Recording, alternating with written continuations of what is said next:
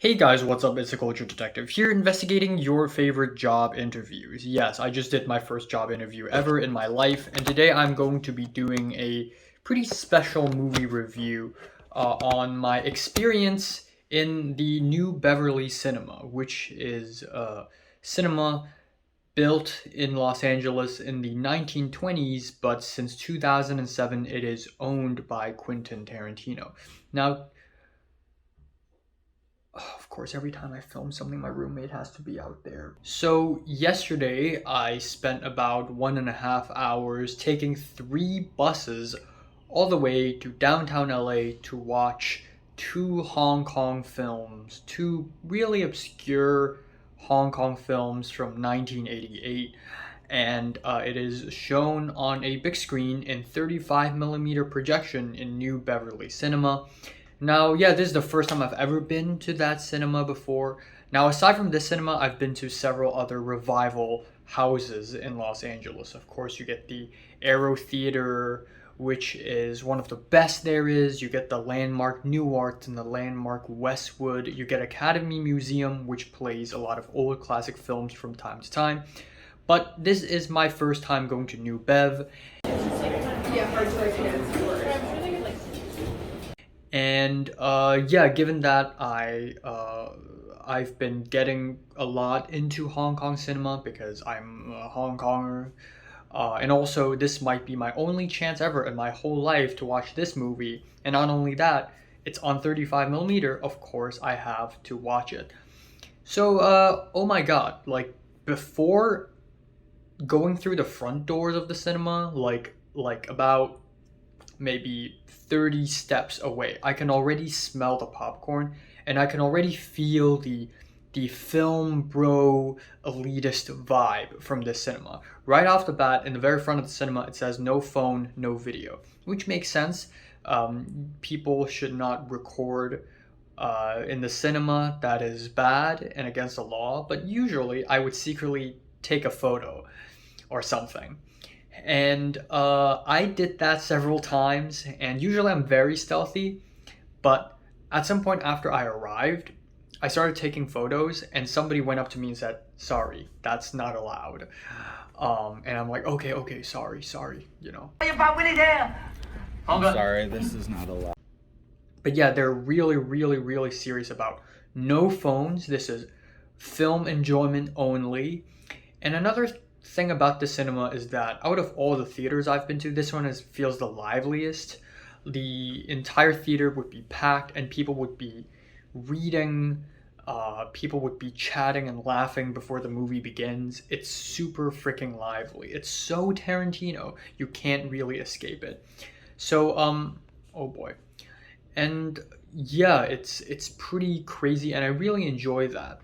Now, after the host comes on, the host begins to introduce the movies. And just like Tarantino himself, the host speaks really frickin' fast and he starts throwing these names into the audience.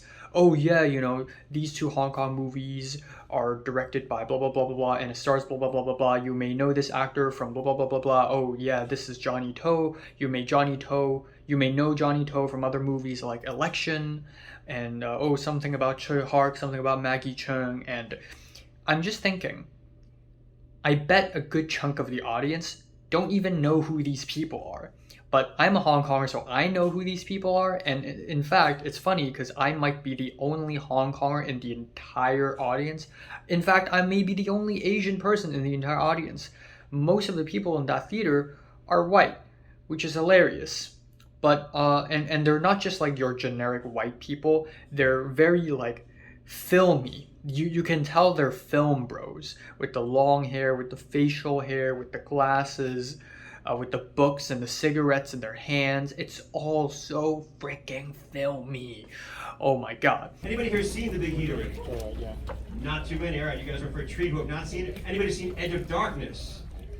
Right, that includes me. I have not seen this also. It's one of the rare Hong Kong films I've But after the host goes off with the introduction, we enter the film, and usually we get movie ads. Like usually we get movie trailers, but instead we are hit with this maybe 5 to 10 minute long cartoon clip, which I thought was kind of boring, but also very filmy. Again, you can tell it's like very old school, very film. It's also very whimsical. It's exactly the kind of stuff Tarantino likes. It's like eating In-N-Out, but it's a movie theater experience. It's so convenient, yet so particular about its own form of movie enjoyment.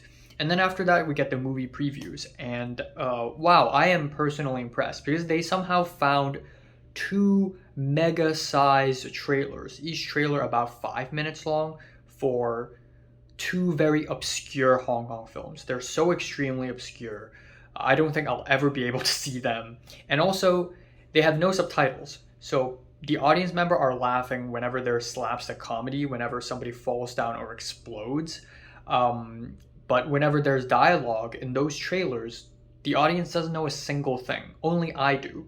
So that's really weird. It feels kind of surreal almost as a Hong Konger watching a Hong Kong film with a bunch of non-Hong Kongers. It's like I'm doing a field study in secret. It's a really strange feeling. This must be how it feels when Aoba went to the cinema to watch Suzume with a bunch of non-Japanese people. That's probably how it felt for her. But yeah, it's pretty weird. Now we get into the movie itself, which I think is really good. Very over-the-top violence and action, very hilarious at times. Ironically, very fast-paced as well. I give this movie a 7 out of 10. Moving on, we have a 20-minute or so break, and then we enter the cinema again for 2 more mega-sized trailers, and then after that we have the second movie of the night, which is Edge of Darkness. Usually I don't watch movies back to back.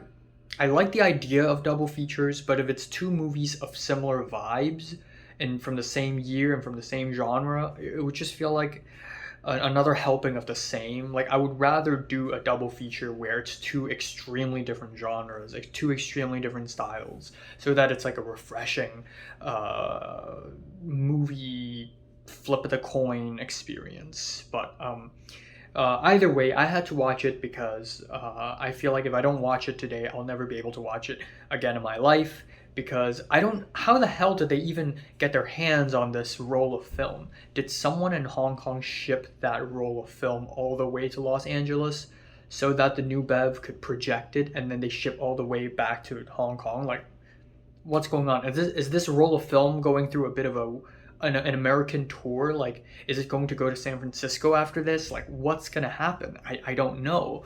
But they just somehow have this roll of 35mm film, and plus these trailers. I don't know where the hell did they get them or who cut them, but it's just there, and I guess I just have to be there to watch it. So yeah, that's that. Finished watching movie, took an Uber back home. It was a very good experience. Certainly I wish they would allow me to secretly take photos more, but overall it's very interesting, and if you're in the LA area, I for sure recommend you to check it out. But also be sure to check out other theaters as well. This theater is very film bro. It's super film bro. Even during the break, it's nothing but the smell of weed and the talk of Tarkovsky literally right behind me. 2 tall fat dudes talking about their favorite Tarkovsky film. Oh, it's Mirror. No, it's The Sacrifice. So it's very film bro. If you're a little bit more on the quieter side, check out the Aero Theater at Santa Monica or Los Feliz 3. Amazing. Also, Secret Movie Club. They also screen a lot of great films. In fact, I'm going to the Aero Theater 2 days later to watch The Master in 70mm, and then by the end of this month, I'm actually going to $1 Million Theater to catch The Holy Mountain, which I believe is also on 35mm. So, film.